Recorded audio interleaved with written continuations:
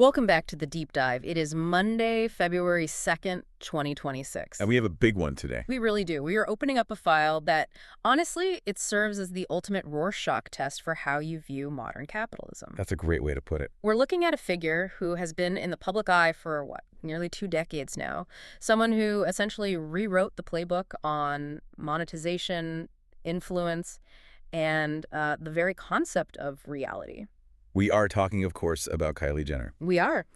And, it is a fascinating time to be having this conversation. Sitting here in early 2026, Kylie is 28 years old. Right. And she is currently navigating what is, I think, arguably the most dangerous pivot of her career. The acting move. The acting move. She's moved away from the King Kylie era of pure influencer marketing. Yeah. And is attempting to break into serious acting with her role in the moment. A huge gamble. A massive one. Yeah. But understand, if this gamble is going to pay off, we have to go back. We have to understand the machine that got her here in the first place. Exactly. I think a lot of people see the Instagram grid, the Met Gala looks, the headlines, and they just see celebrity. Mm-hmm. But when you actually dig into the stack of reports we have here, and we have a lot, the SEC filings from the Cordy deal, the trademark court transcripts, the supply chain audits, Yeah. you realize this isn't just fluff. This is a case study in really aggressive business strategy. It really is. And our mission today is to unpack that strategy. We're going to look at how the youngest sibling, who was effectively a background character in the early days of Keeping Up with the Kardashians, She really was just sort of there. leveraged a specific physical insecurity into a billion-dollar conversation. And notice I said conversation, not necessarily billion-dollar bank account. Yes. Because we are definitely going to get into the weeds of that Forbes scandal. Oh, the web of lies. We are absolutely going there. I can't wait. But before we get to the billions and the scandals, let's unpack the origin story. You have to. Because to understand Kylie in 2026, you have to remember who she was in, 2010. You have to go back to what I call the bundled era. The bundled era. That is such a good way to put it. Explain that. Well, think about it. She was born in 1997. The show premieres in 2007. She's 9 years old. A child. A literal child. So for the first 5 or 6 years of her fame, she didn't have a solo identity in the marketplace. She was a package deal. It was always Kendall and Kylie. Always. I was looking through the notes on their early ventures, and it is a trip down memory lane. I mean, they were throwing everything at the wall. Everything. You had the clothing line with PacSun in 2013, the Kendall and Kylie collection. Which, for a mall brand, was actually pretty successful. It was. Then you had the jewelry line with Glam House. They even had that ghost-written sci-fi novel. Rebels. City of Indra. A classic of the genre. Yes. I completely forgot about this. It's such a fascinating artifact of celebrity branding. It was released in 2014, and you have to remember the context. Dystopia was huge because of the Hunger Games. Oh, it was everything. So, of course, they tried to capitalize on that trend. But the critical reception was, let's just call it brutal. Brutal is kind. I think it sold something like 13,000 copies in the first 4 months, which, for a celebrity book of that level, is a flop. And the controversy wasn't just that the book was, not very good. It was the authorship. All right, that was the real issue. It was marketed very heavily as a novel by Kendall and Kylie Jenner. Their names were huge on the cover. Right. But then it came out that a writer named Maya Sloan was the actual author, the ghostwriter. Now, ghostwriting is totally standard in the industry. That's not the issue. Not at all. But usually, the celebrity provides the meat of the story, the characters, the plot points. In this case, the Jenner camp's defense was that the girls had, and this is a direct quote, numerous Skype and FaceTime calls with the writer. Numerous Skype calls. That is a very, very low bar for putting your name on the cover of a novel. It is, but it highlights the strategy of that whole era, brand slapping. Explain that. The idea was that the name Jenner was the value add, regardless of the product quality. The name itself was the asset. So it didn't matter if it was nail polish or a book. Exactly. Right. Whether it was OPI nail polish or a sci-fi book, the product was secondary to the label. But the problem for Kylie was she didn't have her own label yet. She was just Kendall's sister. Kendall's little sister. Which brings us to the pivot point. I mean, this is the moment that changed the trajectory of the entire family business, really. It did. We're talking 2014 and 2015. We're talking about the lips. This is the aha moment. And it's so fascinating because it's rooted in a very human, very relatable insecurity. I remember this so vividly. Her face started changing on Instagram. Her lips got significantly bigger, and it happened like overnight. It was very sudden. And the media obsession shifted from what is she wearing to what did she do to her face? That was the only question anyone was asking. And for a long, long time, the strategy was denial. Complete and total denial. She claimed it was just lip liner. The overlining trick? She said she was overlining her lips to create an optical illusion. She gave tutorials on it. Which, I don't know if it was inadvertent or not, but it triggered the Kylie Jenner challenge. Oh, it wasn't inadvertent, the effect at least. And that challenge was a sociologically fascinating, if horrifying, phenomenon. Horrifying is the word. You had thousands of teenagers, mostly young girls, suctioning their lips into shot glasses or water bottles to induce swelling, trying to mimic that look. People were bruising themselves, bursting blood vessels. It was actually dangerous. The photos were all over the internet. It was incredibly dangerous. But from a business perspective, what did that tell her team? It's a proof of concept. It's hard data. It proved that her influence was so potent that people were willing to physically harm themselves to emulate her. That is a level of engagement that traditional advertising simply cannot buy. No amount of money gets you that. It showed that the market demand for being Kylie was astronomical. So after months of denial, she finally confesses in May 2015 on the show. She admits to the fillers. She does. And here is where the genius kicks in. Most publicists in that situation would say, okay, apologize for the lie, go quiet, let the news cycle churn. Disappear for a while. Right. Let people forget. Kylie's team, led by Kris Jenner, did the opposite. They operationalized the scandal. Then monetize the insecurity. Exactly. 3 months after the confession, 3 months. In August 2015, she announces the Kylie Lip Kit. It's so fast. She essentially said, you've been talking about my lips for a year. Fine. Here's the exact product to get them. She took ownership of the narrative. It turned the biggest tabloid negative into a product feature. It's brilliant marketing. And the execution of the launch was flawless. They used what we call the drap model, which was, as you said, borrowed from streetwear brands like Supreme. Right. They launched in November 2015 with an intentionally limited inventory to 15,000 kits. And they sold out in, what was it? Under a minute. Seconds. Literally seconds. Yeah. And because they sold out so fast, the narrative wasn't Kylie sells makeup. Mm-hmm. The narrative was Kylie breaks the internet. The scarcity was the story. Precisely. That scarcity created panic buying for the next drop and the drop after that.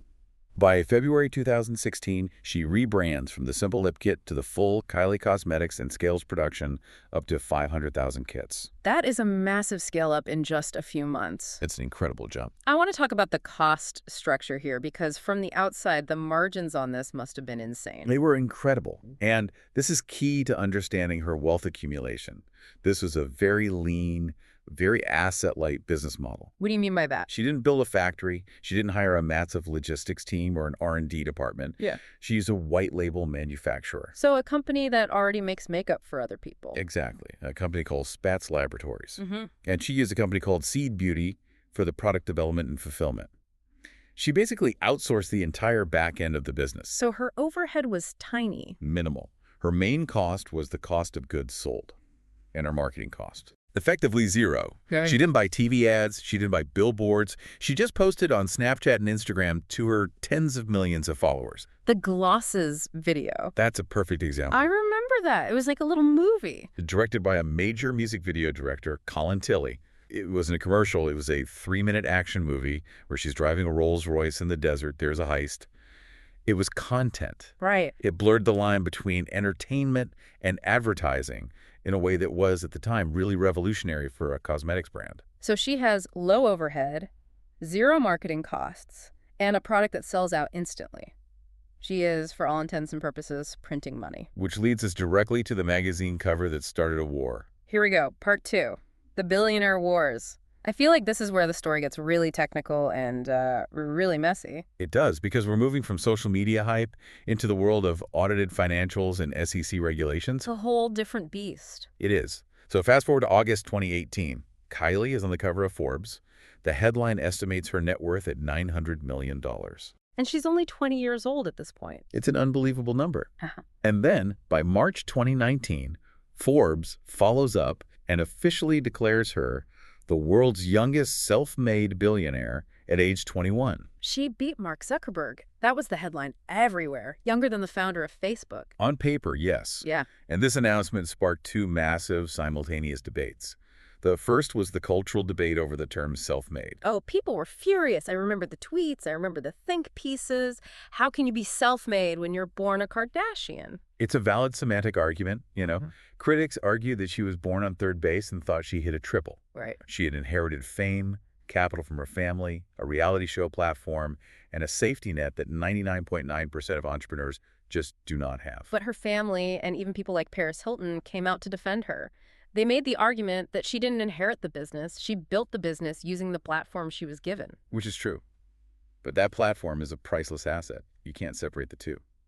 However, that entire cultural debate became secondary to the financial reality. It did. Because in May 2020, Forbes released a bombshell retraction, an entire article dedicated to walking it back. The headline was incredible. Inside Kylie Jenner's web of lies.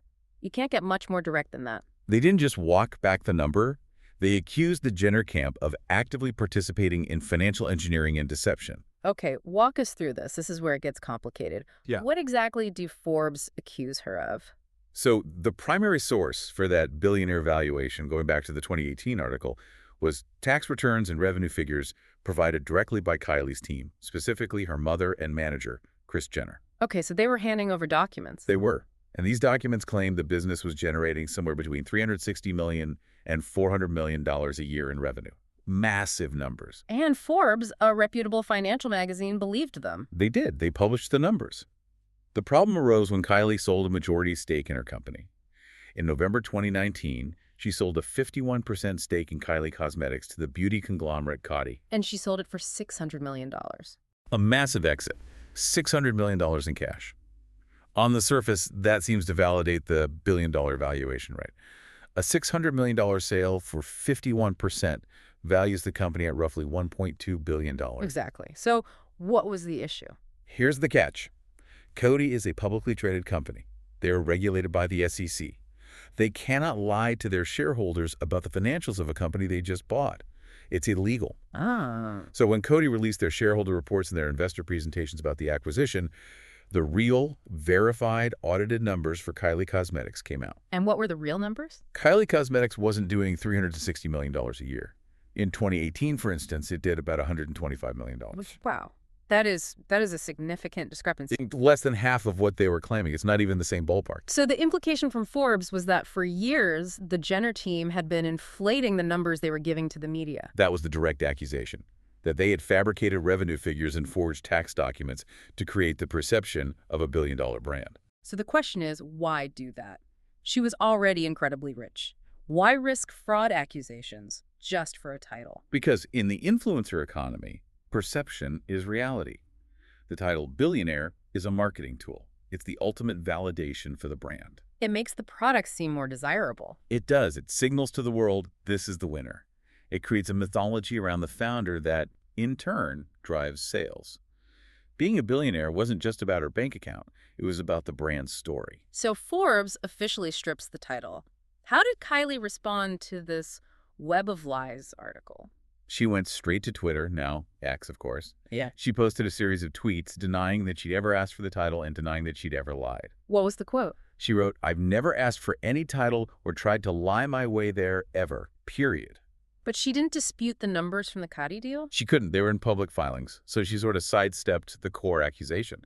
But at the end of the day, she kept the $600 million from Coty. And frankly, even after the retraction, Forbes re-estimated her net worth at around $700 million. So while she wasn't a billionaire, she was still staggeringly successful. But the Web of Lies story, it cracked the armor. It showed that the machine wasn't as invincible as it looked. And speaking of cracks in the armor, let's talk about the diversification phase. Because after the wild success of the lip kits, she tried to launch everything. This is a classic business risk. It's called brand dilution. When you have a massive hit, the temptation is to slap that logo on every product category you can think of. And she definitely tried. We had Kylie Skin in 2019. Which did, okay, right. It had some initial controversy with the walnut scrub, which dermatologists panned. Oh, I remember that. People were saying it causes micro tears in your skin. Exactly. So it wasn't a runaway success like the cosmetics line, but it established a foothold. Then we had Kylie Baby in 2021. Which made a lot of sense from a branding perspective. She had pivoted to this motherhood persona, so a baby line felt like a natural extension. It did. But then we had Kylie Swim. Kylie Swim, September 2021. This is widely considered her first catastrophic, undeniable business failure. The reviews were savage. I mean, truly savage. I remember watching TikToks of girls opening the packages, and the fabric was basically sheer. You could see right through it. It was described as paper-thin. The stitching was crooked and uneven. The cuts were bizarrely impractical. If you moved even slightly, you were at risk of being exposed. The consensus critique was that it was swimwear for Instagram photos, not for actual swimming. Which kind of sums up the whole aesthetic, doesn't it? It does, but it also showed the limits of her power. You can hype a product to your 300 million followers, but if the quality is visibly terrible, the backlash is instant and overwhelming. It showed that her fans weren't just mindless drones. They expected a certain level of value for their money, and Kylie Swim did not deliver, to put it mildly. And she didn't stop there with the launches. We have to mention the more recent ventures. In late 2024, she launched Kai, Her clothing line. And this was an interesting pivot, because she seemed to be aiming higher. She collaborated with respected designers like Antonin Tron. Right, it wasn't just merch with her name on it. Exactly. It was an attempt to be taken more seriously in the high fashion world, moving from mall brand to designer. And then just last year, Sprinter. The canned cocktails? The vodka soda in a can, which again is just monetizing the lifestyle. Drink what Kylie drinks at her parties. It's a very low barrier to entry product with extremely high margins. One of the things that always fascinates me about her business strategy is the aggression regarding trademarks. She tries to own words, common words. The trademark machine is relentless. It's a core part of the business model. The Rise and Shine moment is the perfect example. It really is. So October 2019, a simple clip of her walking into Stormi's room and singing Rise and Shine goes viral. Becomes a huge meme. It was everywhere for like a week. And within days, her team files to trademark the phrase Rise and Shine for use on cosmetics and clothing. She even filed for a raise and sheeny with the dragged-out spelling to cover all her bases. It shows how reactive her business team is. Yeah. They see a flicker of a meme, and the immediate instinct is to try and legally own it and monetize it. But she doesn't always win these battles. We have to talk about the battle of the Kylies. Kylie Minogue versus Kylie Jenner. A true clash of the titans. This is my favorite of her legal battles, I think. It's a great one. So in 2015, Jenner's team filed to trademark the name Kylie, just the first name, for advertising and endorsement services. A pretty bold move. Very bold. And Kylie Minogue's legal team was not having it. They were not. They filed a formal opposition. And the language they used in the filing was just brutal. They referred to Kylie Jenner as a secondary reality television personality. Secondary? That is just devastatingly shady. And then in the same document, they described their client, Kylie Minogue, as an internationally acclaimed recording artist, humanitarian, and breast cancer activist. Drawing a very clear line in the sand. And Minogue won. In February 2017, the U.S. Patent and Trademark Office rejected Jenner's claim. I love that. It's a reality check. You might be the most famous person on Instagram, but you do not own the name Kylie. And it also highlights this interesting friction between new fame, internet fame, and legacy fame, which is built over decades. It wasn't just trademarks, though. There were some really serious accusations of stealing ideas from other artists. Intellectual property disputes are incredibly common in the fashion and beauty industries, but Kylie seemed to have a lot of them in a short period. There was the Vlada Haggerty case in 2017. Right. Vlada was a makeup artist who was known for this very specific aesthetic of dripping gloss lips and hands painted with metallic colors. She posted a photo of gold-painted fingers and a dripping red lip. And a few weeks later, Kylie Cosmetics posted an image for a holiday campaign that looked almost identical. It was strikingly similar. The composition, the colors, everything. Vlada sued, and unlike most of these cases that just disappear, this one resulted in a public outcome. What happened? They reached an undisclosed settlement, but part of it was that Kylie actually had to credit Vlada on her social media. She posted the original image and tagged the artist, which is a rare admission that they essentially got caught listing the aesthetic. And then the Seed Beauty lawsuit. This one feels much more corporate and complex. This is the heavy stuff. This goes back to the Coty deal. So Seed Beauty was the manufacturer, the company that actually made the lip kits and fulfilled the orders. The engine behind the whole operation. Exactly. When Kylie sold to Coty, Seed sued them both. They alleged that the entire deal was a subterfuge, that was the word they used, a scheme to steal their trade secrets and hand them over to Coty, which is one of the biggest beauty companies in the world. So Seed was essentially saying, we built your entire product line, and now you're selling our secret recipes to our biggest competitor. Precisely.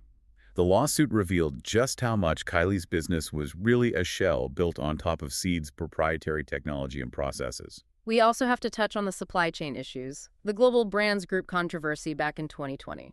This was a significant reputational risk, and it happened right in the middle of the pandemic. Reports surfaced that Global Brands Group, a company that listed the Kendall plus Kylie brand on its website as a partner, was failing to pay its garment workers in Bangladesh for orders that were canceled. This was part of the big #PayUp campaign on social media. Right, and the Jenner response was very corporate, very legal. They issued a statement saying their brand was technically owned by a separate entity, a numbered company, 3072541 Canada Inc. So creating distance. And they said they had no current relationship with Global Brands Group, even though they had worked with them in sales in the past. It was an attempt to distance themselves from the manufacturing liability. That's not us anymore. Essentially. It highlights the complex and often opaque web of licensing deals that make up these celebrity brands.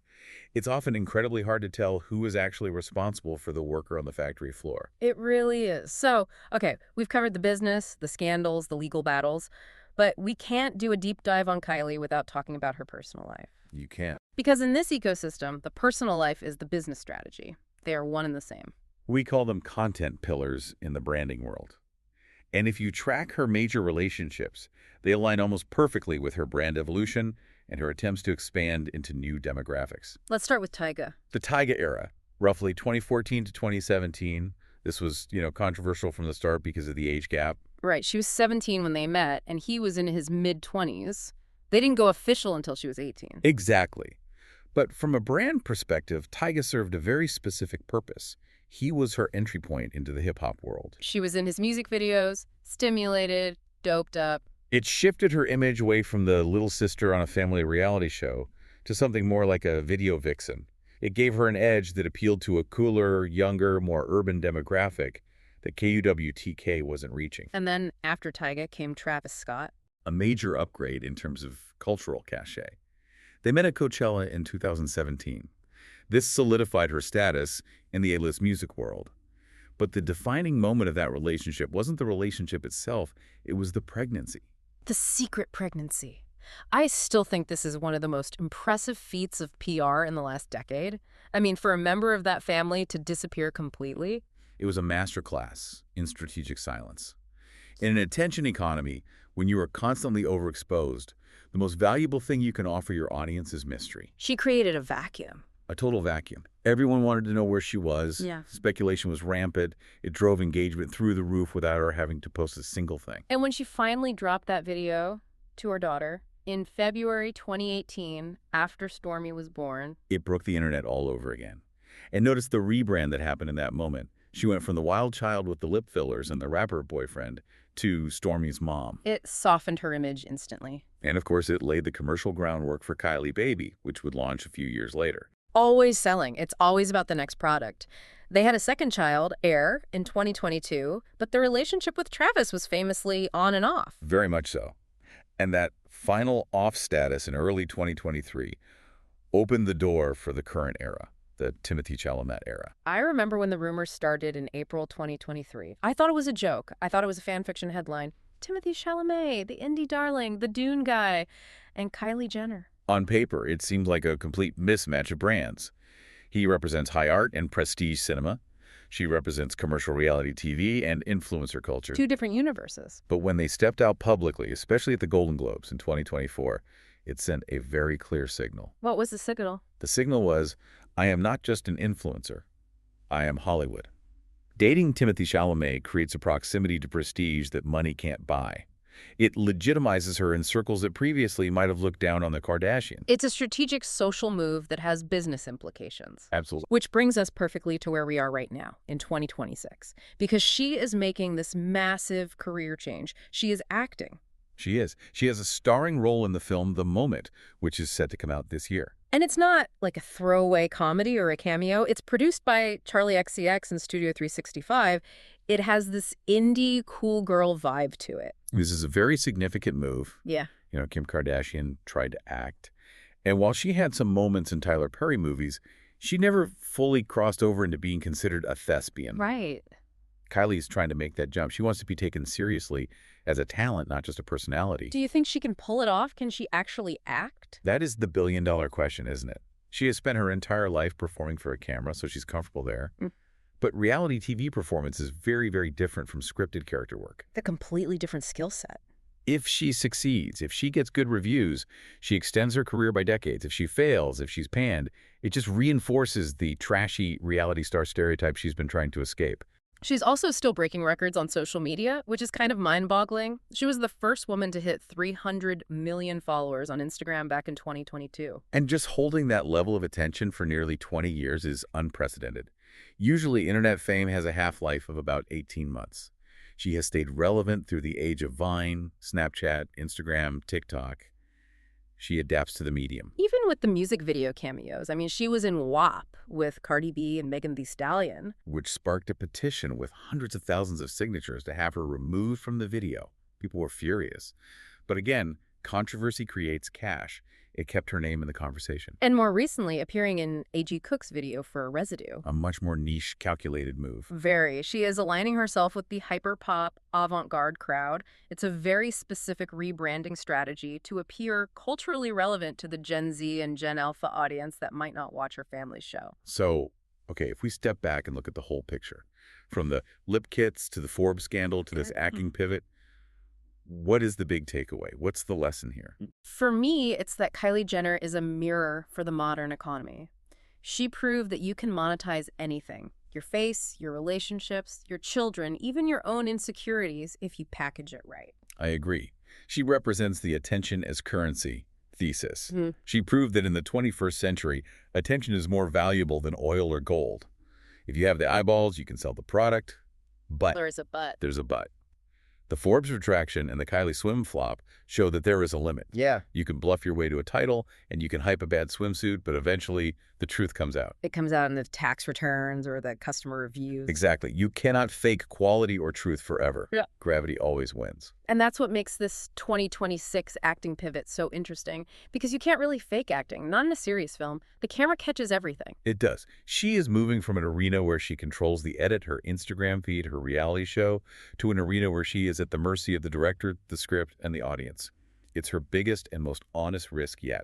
So here is a provocative thought to leave you with as we wrap up.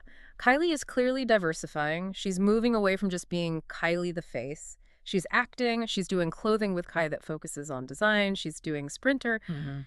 Is she acknowledging, maybe subconsciously, that the influencer economy has a ceiling, that a personal brand built entirely on your own face and life has a shelf life? I think she is. I think she knows that King Kylie cannot reign forever.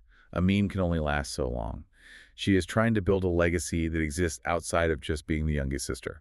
The real question is, will the audience let her evolve? Or is she trapped in the caricature she so brilliantly built? Something to think about. Thanks for diving in with us on this one. Always a pleasure. We'll catch you on the next deep dive.